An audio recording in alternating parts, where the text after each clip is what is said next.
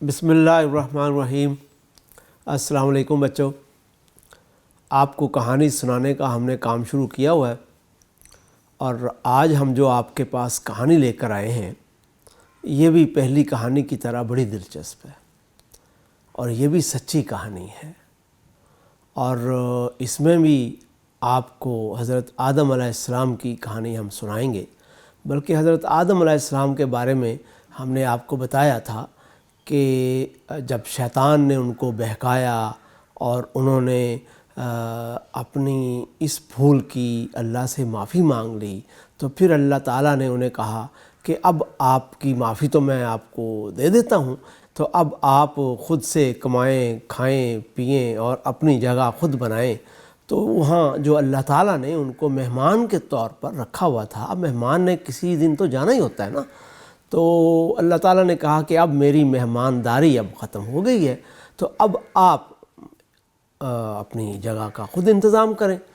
تو ظاہر ہے کہ اللہ تعالیٰ نے انہیں کچھ نہ کچھ سکھا دیا ہوگا کہ جس سے وہ اپنا گھر بنا سکیں، کوئی کھانا پینے کا انتظام کر سکیں، کوئی فصل اگا سکیں۔ ظاہر ہے کہ جب یہ سارا کچھ ان کو آ گیا تو اللہ تعالیٰ نے ان کو کہا کہ آپ اپنے نئے گھر چلے جائیں۔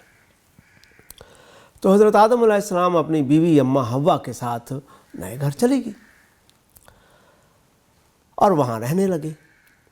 کتنا عرصہ رہے یہ ہم نہیں جانتے، کافی عرصہ رہے ہوں گے کہ ایک واقعہ ہوا۔ وہ واقعہ کیا تھا؟ وہ واقعہ یہ تھا کہ آپ کو پتہ ہے نا، وہ شیطان نے اپنے طور پر تو بڑا مکار وہ، اور اس نے چال چلی تھی۔ اپنے طور پر تو اس نے حضرت آدم علیہ السلام کو اللہ کی نافرمانی کرا دی تھی، لیکن حضرت آدم نے معافی مانگ لی۔ اس سے وہ ایک طرح سے اس کی ایک جیتی ہوئی بازی وہ ہار گیا۔ اب وہ اس کے پیچھے تھا کہ اب میں آدم سے دوبارہ کوئی غلطی کراؤں۔ اب حضرت آدم تو سمجھ چکے تھے نا، اور انہوں نے کوئی غلطی نہیں کی اس کے بعد۔ البتہ جب ان کے بچے پیدا ہوئے تو شیطان نے حضرت آدم علیہ السلام کے ان بچوں کو، جب وہ بڑے ہو گئے تو ان کو ٹارگٹ کیا، ان کے اوپر اپنی یہ ساری مکاری ہے نا یہ چلانے کا اس نے فیصلہ کیا۔ حضرت آدم جو ہیں ان کے 2 بیٹے تھے، اور بھی بیٹے تھے، لیکن ہم جن بیٹوں کی کہانی آپ کو سنانے لگے ہیں، جن میں سے ایک پر شیطان نے اپنا کام کیا، ہم اس کی کہانی آپ کو سنانے لگے ہیں۔ تو وہ جو 2 بیٹے تھے ان میں سے ایک بیٹے کا نام حابیل تھا اور دوسرے بیٹے کا نام قابیل تھا۔ جی بیٹے، آپ نے ہاتھ کیا ہے، بہت شکریہ آپ کا، آپ بڑے لائق ہیں۔ آپ دیکھ رہا تھا، آپ نے بتا رہے ہیں مجھے کہ قابیل اور حابیل تھا۔ اچھا، تو حابیل بڑا بیٹا تھا اور قابیل چھوٹا بیٹا تھا۔ اب ہوا یہ کہ اللہ تعالیٰ نے ان کو کہا کہ میرے لیے قربانی کریں۔ یہ بڑے شروع کے دن تھے، حضرت آدم علیہ السلام بڑا ہی ابھی انسانی زندگی کا آغاز ہوا تھا۔ تو نماز تو آپ کو پتہ ہے نا، سارے نبی اسی طریقے سے پڑھتے تھے جیسے ہم پڑھتے ہیں، تو وہ بھی نماز پڑھتے تھے، لیکن نماز کے ساتھ ساتھ اللہ تعالیٰ نے انہیں کہا تھا کہ آپ قربانی کریں گے۔ ظاہر ہے کہ ان زمانے میں کوئی یہ تو نہیں تھا کہ کوئی غریب آدمی ہوں گے، اور بھی کوئی آبادی تو نہیں تھی، تو وہ خیرات کی جگہ پر قربانی اللہ تعالیٰ نے ان کو کہا ہوا تھا، تو وہ قربانی انہوں نے کرنی تھی۔ اب جناب جو حابیل تھا اس کا بھیڑ بکریوں کا غلہ تھا۔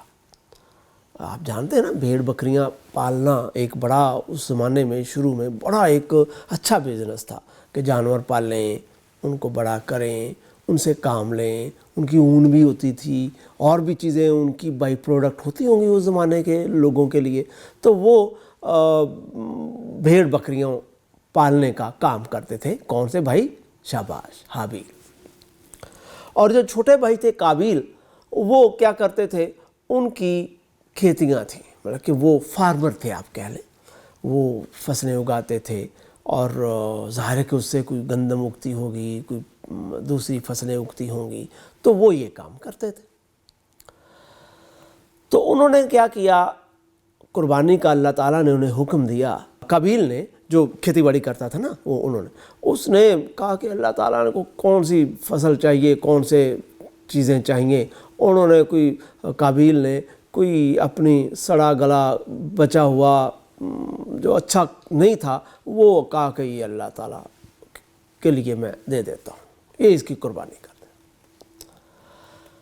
لیکن جو حابیل تھا وہ بہت عقل مند تھے، ان کی نسبت زیادہ عقل مند تھے. انہوں نے سوچا کہ اللہ تعالیٰ نے مجھے کہا ہے کہ قربانی کرو، تو مجھے اپنی طرف سے اللہ تعالیٰ کو بہترین طریقے سے اپنی کوئی جانور جو ہے نا وہ مجھے قربان کرنا چاہیے. تو ٹھیک ہے، اللہ تعالیٰ کو تو کوئی ضرورت نہیں، لیکن اللہ تعالیٰ نے تو مجھے دیکھا ہے نا کہ میں اللہ تعالیٰ سے کتنا پیار کرتا ہوں، میں اللہ تعالیٰ کے لیے کیا کچھ کر سکتا ہوں، مجھے تو اپنے جذبات کا اظہار کرنا ہے. تو حابیل نے اپنے گلے کا بڑا اچھا جانور جو ہے وہ اللہ تعالیٰ کی راہ میں قربان کیا. اچھا، اس زمانے میں کہا جاتا ہے کہ قربانی اس طریقے سے کی جاتی تھی کہ اس کو پیش کیا جاتا تھا اور کوئی آگ آتی تھی اور اس کو لے جاتی تھی. آگ آتی تھی یا کیا آتا تھا بھر کے، وہ قربانی اس طریقے سے ہوتی تھی کہ وہ پتہ چل جاتا تھا انسان کو کہ اس کی قربانی قبول ہوئی ہے یا نہیں قبول ہوئی. اب آپ کو جیسے کہ میں نے بتایا کہ حابیل نے تو بہت اپنے گلے کا اچھا جانور اللہ کی راہ میں قربان کیا تھا، تو وہ قبول ہو گیا. لیکن قابیل کا میں نے آپ کو بتایا تھا کہ وہ تو کوئی بچی ہوئی گلی سڑی یا کوئی آپ کہہ لیں کہ سب سٹینڈرڈ چیز جو اس کے پاس تھی وہ اس نے قربان کر دی، وہ قبول نہیں ہوئی. ظاہر ہے کہ آپ کسی کو اچھی چیز دیں گے تو وہ خوش ہو کر قبول کرے گا، اور آپ اس کو غلط چیز دیں گے، خراب چیز دیں گے تو ظاہر ہے کہ یہ ظاہر ہوگا کہ اس بندے نے تو میری کوئی ویلیو نہیں کی، اس بندے نے تو میری کوئی عزت نہیں کی.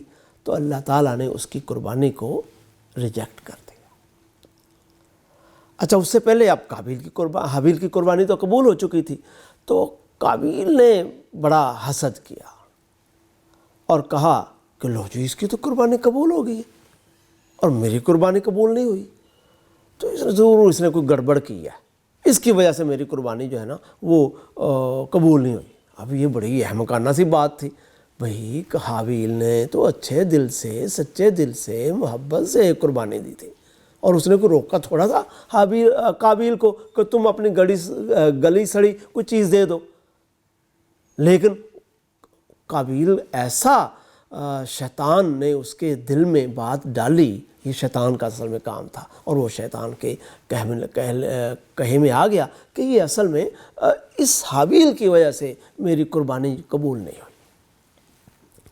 اب کیا ہوا، وہ لڑنے لگا حابیل سے. حابیل کو کہنے لگا تمہاری وجہ سے میری قربانی قبول نہیں ہوئی، تم بھی کوئی دبلا پتلا کوئی بیمار جانور کر دیتا تو میری اور تمہاری قربانی ایک جیسی ہو جاتی، ایک جیسی چیز ہو جاتی، تو اللہ میری بھی قربانی قبول کر لیتا، تمہاری قربانی بھی قبول کر لیتا. حابیل نے کہا بھائی میں نے تو اللہ تعالیٰ نے جو مجھے حکم دیا میں نے تو اس کو پورا کیا ہے، اور تمہیں جو چیز سمجھ آئی تم نے وہ کر دی، اس میں میرا کیا قصور، مجھ سے آپ کیوں جھگڑ رہے ہیں.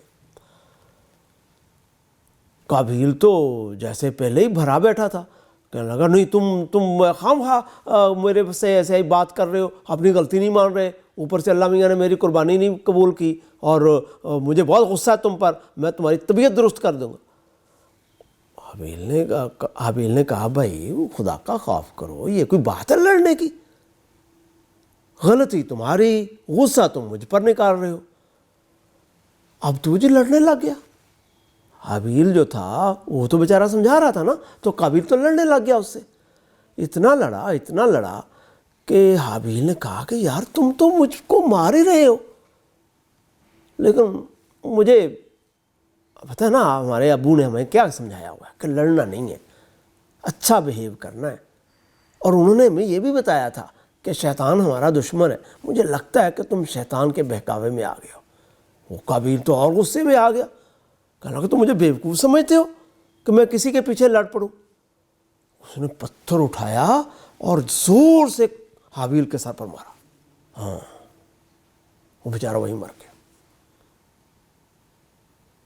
دنیا کا پہلا جرم ہو گیا, پہلا قتل ہو گیا. یعنی کہ یکدم آنن فانن ہی کام ہو گیا. اس کو غصہ آیا, اس نے پتھر مارا. حابیل بیچارہ کہتا رہا کہ میں تو کچھ نہیں تمہارے ساتھ لڑ رہا, اور اس نے اس کو مار دیا. اب جب اس کا غصہ اترا نا تو قابیل کو احساس ہو گیا کہ کام خراب ہو گیا ہے اور مجھ سے بہت برا کام ہو گیا. اور اب وہ سوچ رہا تھا کہ میں اس بھائی کی اس لاش کا جو مرا پڑا ہے, ظاہر ہے کہ یہ ان انسانوں کے درمیان ایک پہلا اس طرح کا حادثہ ہوا تھا. اب اس کی سمجھ میں نہیں آ رہی تھی بات کہ میں اب اپنے اس مردہ بھائی کو, جس کو میں نے اپنے ہاتھ سے مارا, جو اتنا اچھا تھا کہ میں اس سے لڑ رہا تھا اور وہ نہیں مجھ سے لڑ رہا تھا, وہ مجھے سمجھا رہا تھا. تو جناب اس نے ابھی سوچ رہا تھا کیا کرے. انہوں نے دیکھا کچھ کووں کو دیکھا, وہ بھی کوئی چیز دبا رہے تھے, اور وہ انہوں نے چونچ مار کر نا زمین کھود کر وہ کوئی چیز اس میں دبا رہا تھا. تو اس نے کہا کہ اچھا اب یہ کرتا ہوں, اب یہی کرنا پڑے گا مجھے, جیسے اس کوے نے زمین کھودی ہے نا تو میں بھی زمین کھود کر اپنے بھائی کی لاش کو اس میں دبا دیتا ہوں. اچھا میں آپ کو ایک مزے کی بات بتاؤں. مجھے نا یہ بات بھول جاتی تھی کہ یہ حابیل نے قابیل کو مارا ہے یا قابیل نے حابیل کو مارا ہے. تو میں نے اس کا ایک ٹوٹکا, ایک نومینک میرے ذہن میں آیا. تو میں نے کہا قاتل قاف سے ہے نا, تو کس نے مارا؟ قابیل نے. تو اس طریقے سے مجھے پھر کبھی نہیں بھولا کہ میں نے کہا کہ قابیل قاتل ہے اور جو بیچارہ مظلومانہ مارا گیا وہ حابیل ہے. تو جناب حابیل نے وہ سیکھ لیا, قابیل نے سیکھ لیا, اور جس طریقے سے کوے نے وہ زمین کھود کر دفن کی تھی اپنی کوئی چیز, تو اسی طریقے سے قابیل نے وہ کھودی زمین اور حابیل کو اس میں دفن کر دیا.